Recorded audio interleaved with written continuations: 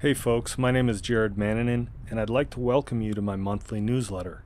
At the beginning of each month, I publish a newsletter filled with photos, videos, artwork, links to my other projects, and an essay that I hope will provide food for thought and a starting point for meaningful conversation. Keep in mind, however, that these video versions of my newsletters have been modified from their original format. So if you want to read any of my previous newsletters, visit jaredmannanen.com. Thoughts about spring cleaning.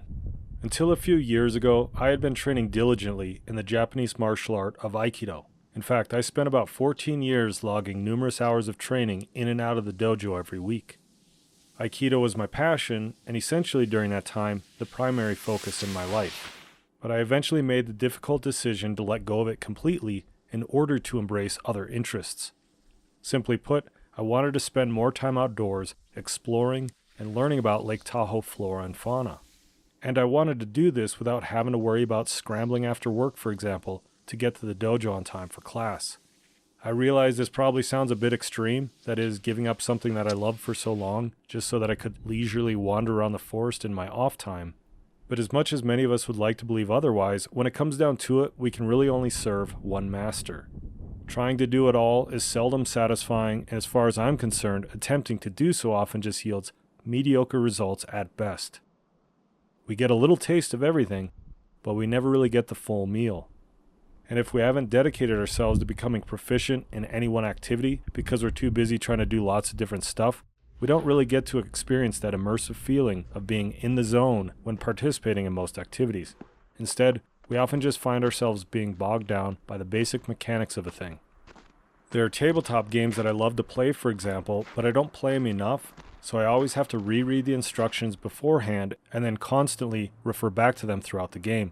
I spend half the session refamiliarizing myself with the rules instead of being immersed in the gaming experience.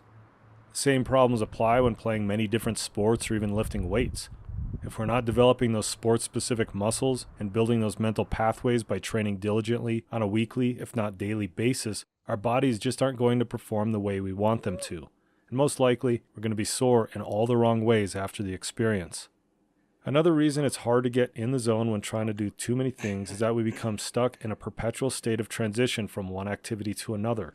For example, just when we hit our stride in one thing, we often have to abandon ship so that we can get to the next activity or event on time.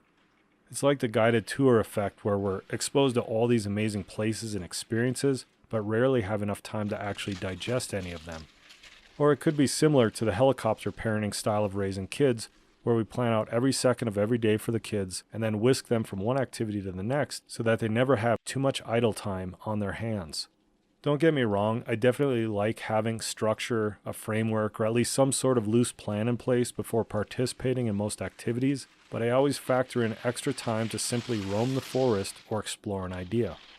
Actually, what I do is only schedule one or two additional events on any given day outside of the day's normal routine to create a buffer before or after the planned activity so that I don't have to stop just because the clock says so. Of course, this assumes that whatever I'm doing is more meaningful than simply running errands in town, and clearly there's an ebb and flow to training, meaning that it's seldom beneficial to do a thing all day every day. You obviously have to take breaks to recover as well as to process the work. Also, certain elements of any practice will require less time than others, so if the activity comes to a natural stopping point and I still have enough gas left in the tank, sure, I'll call it and move on to something else. But to me, there's very few things more frustrating than achieving a flow state and then having to disrupt it by stopping abruptly so that I can move on to some other task that was previously scheduled.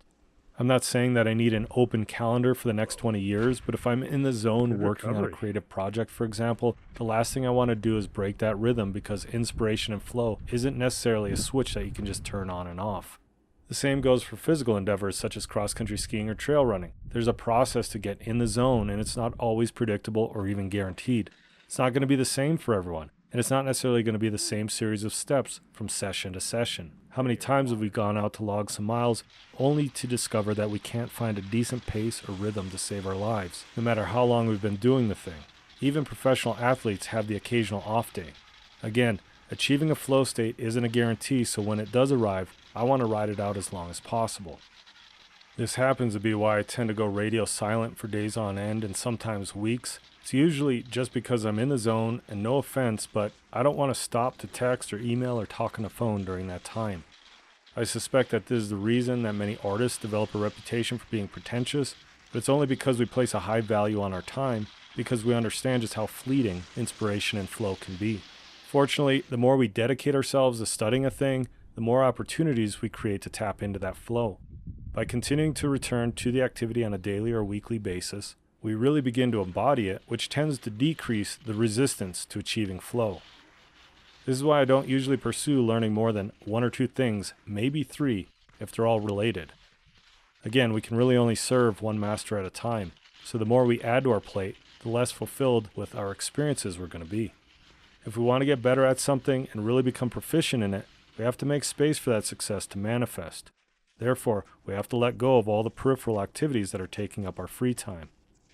Admittedly, this process by which I live is also the reason why I'm often perceived as being a fuddy-duddy about trying new things or attending multiple events in a day.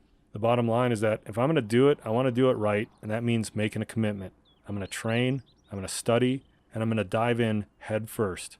I don't want to be rushed. I want to absorb as much of the experience as possible in the moment, and then I want to have time to process everything afterwards. This is how I studied Aikido. I attended regular classes throughout the week, and when available, seminars on the weekends. I practiced on my own early in the morning or whenever I had free time. Sometimes I taught adult classes. Other times I volunteered with a kids program. I watched videos, read books, wrote essays, and had discussions with peers and mentors. Sometimes I trained with my friends in the middle of the forest. Nothing formal, just some open-ended exploration of the art in different environments. I wasn't necessarily training to this degree every one of those 14 years, but for many of them, it was a near daily practice. Even though I did let go of Aikido, that's not to say that it hasn't nor doesn't still profoundly influence my life. In fact, this is the same way I've been training in cross-country skiing for the past 9 winters. I fully immerse myself in the art so that I can take the experience as far as possible. I also took this approach when I participated in the Tahoe Wildflower Big Year and the Tahoe Birding Big Year. And I can tell you that when I was looking for wildflowers last year, I ignored the birds. And when I was chasing birds the previous year, I denied the wildflowers. You just can't do it all at the same time. You have to pick one and stick with it. We can obviously have lots of fun doing just about anything without actually possessing any sort of mastery over the activity in question. And of course, we all have diverse interests, so there's nothing inherently wrong with trying new things or switching between activities. But those shorter term and probably unrelated experiences will never quite be as deep or rewarding as when you've been studying a thing for many years and have learned to embody the practice. So a big part of my spring cleaning process is not only decluttering the house, but also the mind. I use this transitional season to clarify my purpose or define some goals for the year, and then create space in my mind that will allow for new information and experiences related to those goals. I agree that few people, if any, have ever used the word spontaneous to describe me, but that's okay because this is how I choose to live life. In fact, as I get older, I realize that I'd much rather see a world in a grain of sand rather than visiting every beach on the planet. Okay, folks, we've reached the end of this presentation, so I thank you for tuning in. I hope you've enjoyed the show. If so, please hit the like button and subscribe to my YouTube channel. If you have any feedback or questions, post it in the comment section below. If you want to read previous newsletters, visit jaredmananen.com, and then check out my backcountry blog, TahoeTrailGuide.com, where I offer information about hiking, backpacking, cross-country skiing, and snowshoeing at Lake Tahoe. I also write general and how-to articles about those activities, as well as informative articles about Sierra Nevada, flora and fauna, and the local history of Lake Tahoe. Thanks again, and take care, everyone.